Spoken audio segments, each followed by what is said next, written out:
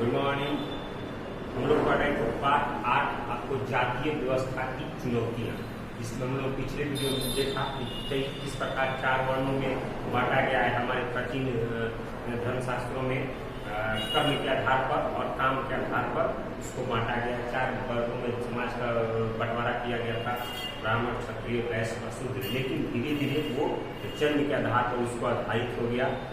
19वीं शताब्दी के सदी में देश के अनेक भागों में अंग्रेजी जो शिक्षा थी और अंग्रेजी शिक्षा प्राप्त करने वाले जो नगर थे या लोग थे, उनके द्वारा इस व्यवस्था को सुधारने और इस व्यवस्था को में सुधार लाने की, कमजोरियों को हटाने के लिए काफ़ी प्रयास किए गए, काफ़ी उपाय किए गए, कई सारे आंदोलन हुए जिससे कि इस प्रथा को कम किया जाए। कई समाज सुधारक ने इसके तरफ काम किया।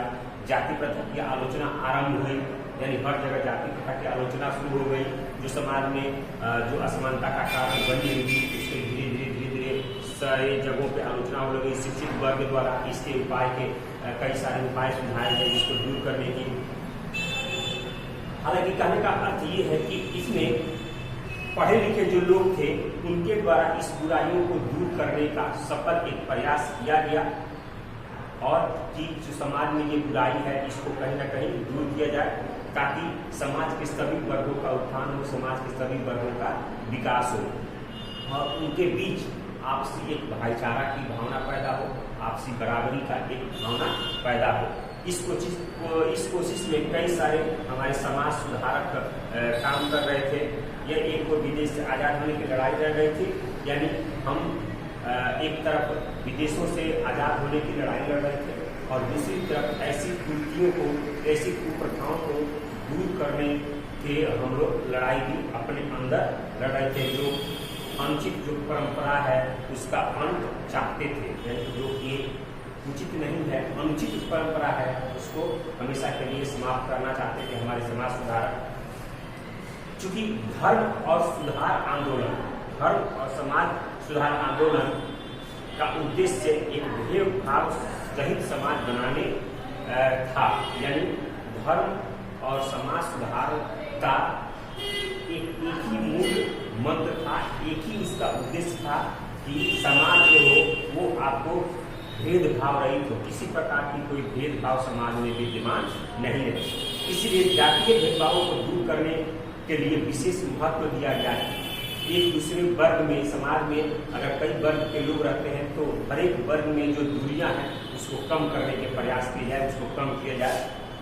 इन सुधार संगठनों के द्वारा आपको सदस्यों ने कहा कि कुछ जातियों में भी थे जो जातीय भेदभाव असमानता की समाप्ति चाहते थे, यानी इस समाज सुधारक में जो लोग थे वो बहुत सारे लोग ऊंची जातियों के भी जो पढ़े लिखे थे, जो शिक्षित थे, वो चाहते थे कि इस समाज से इन कुप्रथाओं को, इन ऊंच नीच के भेदभावों को, इस जाति प्रथा की कुप्रथाओं को समाप्त किया जाए हमेशा के लिए और एक अच्छे समाज का निर्माण किया जाए। विभिन्न जातियों के बीच आपसी सामाजिक संबंधों को बेहतर बनाना चाहते थे और क्योंकि जब तक हम बेहतर समाज का निर्माण नहीं करेंगे, बेहतर जातियों के बीच में निर्माण नहीं पाएंगे, तब तक ये आपको बेहतर समाज का निर्माण हम नहीं कर पाएंगे।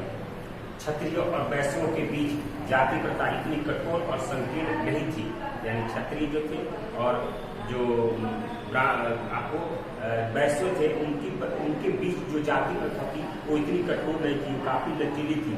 लेकिन कुछ ब्राह्मण थे, उनके जो विशेषाधिकार प्राप्त थे और उन्हीं विशेषाधिकार के कारण वो छोटे जातियों पर जो जिनको नीच उस जातियों पर अपना अधिकार दिखाते थे, उस पर अपना शासन करते थे और समाज में एक प्रभावशाली वर्ग के रूप में वो रखते थे। तो यही कारण था। और जबकि वैश्य वर्ग आर्थिक संपन्नता के कारण अपने आप को आगे बढ़ाया, वैश्य वर्ग था वो आर्थिक संपन्नता के कारण, बिजनेस व्यापार के कारण उन्होंने अपने आप को आगे बढ़ाया। औपनिवेशिक काल में कई सारे लोगों ने नई अंग्रेजी शिक्षा नीति को इसलिए अपनाया कि प्रशासन महत्वपूर्ण पदों पर उनको अपने स्थापित करे, यानी प्रशासन जो था, अंग्रेज थे जो थे वो अपने कुछ पदों पर उनको स्थापित कर पाए, उनको ऊंच कर पाए। समाज में एक छोर पर ब्राह्मण थे तो दूसरे छोर पर अछूत थे, यानी हर क्षेत्र पर बांट दिया जाता, एक वर्ग द्वारा दूसरे वर्ग का शोषण किया जाता था।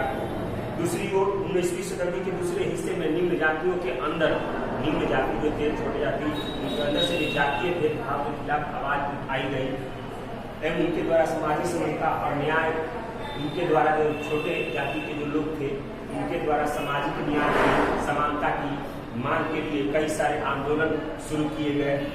इस नई चेतना को गैर जाति जो समूह थे उन्होंने अपनाया और उन्होंने इसका समर्थन भी किया और विशेष रूप से जो दयनीय स्थिति थी, दयनीय दशा में सुधार जो लाना चाहते थे उनके लिए इन्होंने विशेष कार्य किया। और भारत में ये जो जातियाँ थी वो बहुत सारी असुविधाओं की मुक्ति के लिए आवाज आने लगी थी और उस आवाज के कारण उनकी इस बात को, आंदोलन को आगे बढ़ते चले गए और इसी प्रक्रिया में जो निचली जाति के आंदोलन थे उनकी पहचान, उनकी एकता एक आधार बन गई। यानी जो भी निचली जातियाँ थी उनकी मान को एक आधार बन गई और उनका मान एक आधार बन गया। और इस आंदोलन के नेताओं में प्रारंभिक नाम महात्मा ज्योतिराव फुले का आता है। यानी इस आंदोलन में सबसे पहला नाम जो आता है समाज सुधारकों में वो महात्मा ज्योतिराव फुले का नाम आता है। उन्होंने सबसे पहले इस तरह के कुप्रथाओं को दूर करने का सफल प्रयास किया था। तो आज के वीडियो में इतना ही।